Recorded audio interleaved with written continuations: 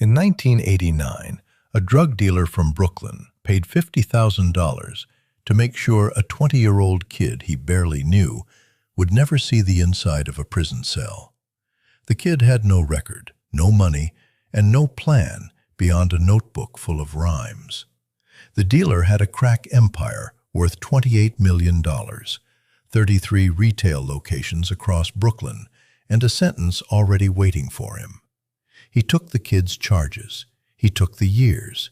He took the cell. The kid went home, picked up a microphone, and became Jay-Z. The dealer's name was Calvin Klein. This is the part of the story that Jay-Z never told. In 1989, at a house party somewhere in Maryland, 12 men from Brooklyn found themselves surrounded by 200 locals who wanted them gone. The argument started the way arguments always start at parties, over nothing. A look, a word, a shoulder. But these 12 were not from Maryland. They were from Red Hook and Bed-Stuy, and they had come down from New York with the casual confidence of men who had never been outnumbered in any room that mattered. Within minutes, the party became a brawl. Within an hour, police had 2 of the 12 in handcuffs. One of the arrested men was 23 years old, had been acquitted of murder charges 45 days earlier, and was running a crack cocaine operation that generated $250,000 every 4 days across 6 states. His name was Calvin Baycoat, but Brooklyn knew him as Klein. The other was 20 years old, had no criminal record worth mentioning, and had just started to believe that maybe, he could make money with a microphone instead of a scale. His name was Sean Carter. Both were charged with attempted murder, intent to maim, battery, assault, and possession of a deadly weapon. Both faced up to 40 years in prison with a minimum of 10. One of them would walk free. The other would spend the next 13 years behind bars. The decision that determined which was which did not happen in a courtroom. It happened in a conversation between 2 men from Brooklyn, one who had everything to lose and nothing to prove, and one who had nothing to lose and everything ahead of him. The younger man offered to take the weight. He said he could handle it. He had no record. Klein had already beaten a body. It made sense. Klein said no. He paid $50,000 to have every charge against Sean Carter dropped. Then he took full responsibility for the Maryland incident, knowing that his existing convictions meant the sentence would not be measured in months. Carter, once free, bailed Klein out. He showed up at the trial 18 months later and testified on his behalf.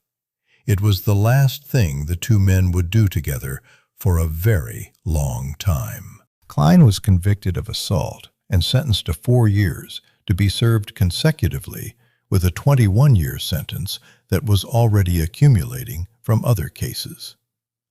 Carter went home to Brooklyn and over the next several years transformed himself into Jay-Z, the man who would build Rockefeller Records, sell 50 million albums, marry Beyoncé, and become the first hip-hop billionaire in history. Years later, on the Black Album, Jay-Z recorded a track called Allure. In the 3rd verse, he rapped about riding shotgun in Klein's green BMW 5 Series, running from the police. It was the only public acknowledgement of the man who had paid for his freedom. One line in one song on one album. That was what $50,000 and 13 years of prison bought. But to understand what Klein gave up that night in Maryland and why he gave it up, you have to go back to Red Hook, to the F train, to the moment a 14-year-old boy with a handgun decided to rob an entire subway car. Calvin Baycoat was born on May 30th, 1966, in Brooklyn, New York, and raised in the Red Hook houses, one of the largest public housing projects in the United States. His childhood was not a slow decline into violence. It was violence from the first frame. At 2 years old, he watched a man break into the family apartment and attempt to rape his mother while he, his brother Xavier, and his sister stood in the room. At 5, he found his father's handgun in the apartment, and while handling it in the hallway, accidentally shot his childhood friend and his own brother. Both survived. The gun did not leave his memory. By 13, Baycoat was snatching gold chains and purses from shoppers along Manhattan's 14th Street. By 14, he had acquired his own handgun and graduated to armed robbery. That same year, he and a crew of teenagers from Red Hook boarded the F train, the 6th Avenue local, on the New York City subway, pulled weapons, and robbed every passenger in their car. When the car was empty of valuables, they moved to the next one, and the next. They did it twice. The F-Train robbery would later inspire the opening skit on the notorious B.I.G.'s debut album, Ready to Die, in 1994. Baycoat never received credit. He was already in prison by then. At 15, Baycoat was sent to Rikers Island, to the C-74 section that housed juvenile offenders. There he met James "Jimmy" Henchman Rosemond, another teenager who would go on to build his own criminal empire. And there he received the nickname that would follow him for the rest of his life. A fellow inmate named Kelvin Martin, an armed robber known on the street as 50 Cent, years before Curtis Jackson took the name, noticed Baycoat's habit of wearing Calvin Klein clothing and started calling him Calvin Klein. Baycoat hated the name. It stuck anyway. At 17, following Martin's example, Baycoat began robbing drug dealers specifically. He listened to 98.7 KISS FM to learn the locations of parties and social gatherings around New York City, then traveled to the venue with a crew of 15 armed men. They would block the exits, parks, clubs, private events, display shotguns, and strip every person present of cash and jewelry. The efficiency was mechanical. The reputation was earned fast. In 1983, at 17, Baycoat was sentenced to 4 years for armed robbery and served his time at Elmira and Coxsackie, both maximum security state prisons. He was released in 1987, 21 years old, into a Brooklyn that had been completely remade by crack cocaine. 3 weeks after his release, Baycoat decided to stop robbing drug dealers and become one. His first move was not to buy product. It was to clear the field. He called a meeting of 20 known stick-up kids living in the Red Hook houses, armed robbers he had grown up with or trained alongside on Rikers. He gave them a simple instruction: rob every drug dealer currently operating in Red Hook. Keep everything you take. Tell the victims that Calvin Klein sent you. The robberies happened within days. The targeted dealers came to Baycoat to negotiate. He explained his policy. No one from outside Red Hook would be permitted to sell drugs in the neighborhood. He did not frame it as protection. He framed it as sovereignty. The dealers, having just been robbed of their inventory and cash by 20 armed men, agreed. Red Hook was cleared. Baycoat earned a new nickname, Godfather. He began selling crack in Coney Island first, then brought his operation home to Red Hook. The transition from robbery to distribution happened not through a supplier contact or a prison connection, but through an accident. Baycoat stabbed a customer who had tried to cheat him, and while standing on the street with blood still on his clothes, met a drug trafficker from Bedford-Stuyvesant named Danny Diamonds. Danny Diamonds saw a young man covered in someone else's blood and did not flinch. He told Bacote to change clothes and burn the bloody ones in his building's incinerator. Then he offered him 28 grams of cocaine. Bacote sold all 28 grams and called Diamonds back for 62 more. An hour later, he called again. By noon the next day, he was picking up his first kilogram. The partnership between Bacote and Danny Diamonds scaled faster than either of them had planned. Within months, they controlled 33 retail locations for crack sales across Brooklyn. They expanded to New Jersey, Connecticut, Maryland, Washington, D.C., North Carolina, and South Carolina. By 1987, the operation was generating an estimated $250,000 every 4 days. The cash came in so fast it could not be counted by hand. It had to be weighed on scales. Bacote reportedly earned approximately $25 million per year. He owned brownstones in Brooklyn with millions hidden inside the walls. He drove a BMW 535, a BMW 318, and a gold Audi, all of which were recognized across the city. He never wore the same pair of sneakers twice. He gave away his entire wardrobe every season and replaced it from scratch. And it was during this period, 1987-1988, that he met a young man from the Marcy houses named Sean Carter. Carter was not yet Jay-Z. He was not yet anything. He was a teenager from the projects who was trying to figure out whether his future was in rap or in the trade that everyone around him was running.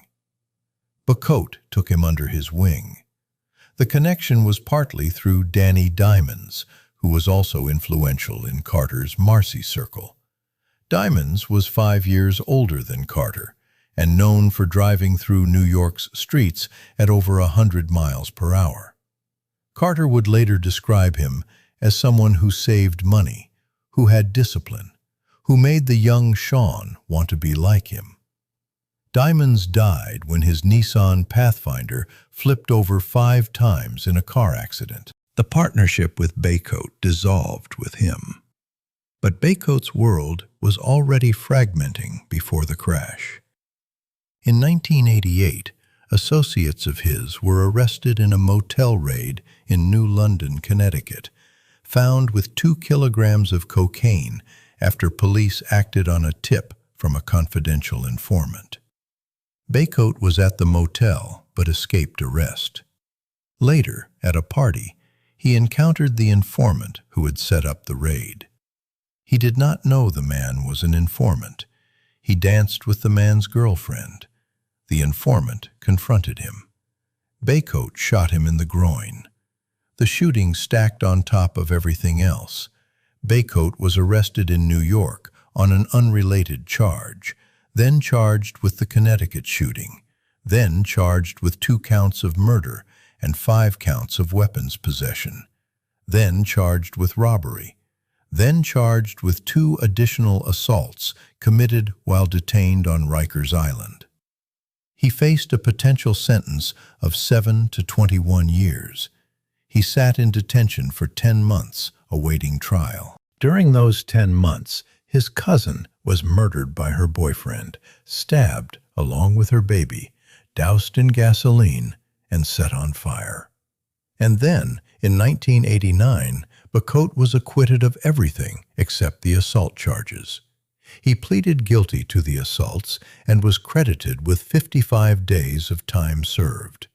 He walked out of Rikers Island a free man. His associates gave him a gift: 1 kilogram of cocaine, a car, and $10,000 in cash for a shopping spree. Within 4 days of his release, Bacote had made $100,000 from drug sales. He moved from Red Hook to Bedford-Stuyvesant to Fulton Street. He was one of the first people in New York to buy the new Lexus LS 400. His neighbor on the block was a young man named James Lloyd, who would later become Lil C's of Junior Mafia, Biggie's crew. It was 45 days after his acquittal that Bacote attended the party in Maryland.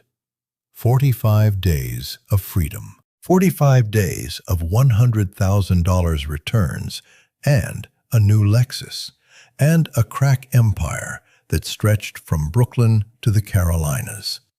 And then the brawl, the arrests, the charges, and the conversation with Sean Carter, in which Bacote decided that the younger man's future was worth more than his own present. The $50,000 bribe cleared Carter's name. Klein's trial, 18 months later, ended with a conviction for assault and a 4-year sentence served consecutively with his remaining obligations. When he began serving his time in 1991, he was worth an estimated $28 million. He was 25 years old.